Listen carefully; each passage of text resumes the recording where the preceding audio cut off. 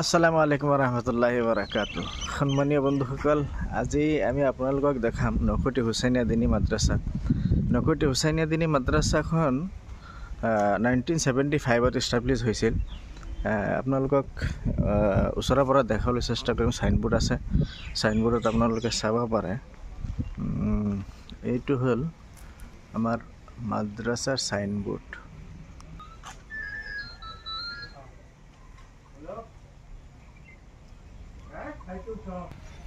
আপোনালোকে নিশ্চয় আনন্দ বোধ কৰিব যে নকুটি হুচেইনিয়া মাদ্ৰাছাৰ এই ইয়ান খুঁটিটো আমাৰ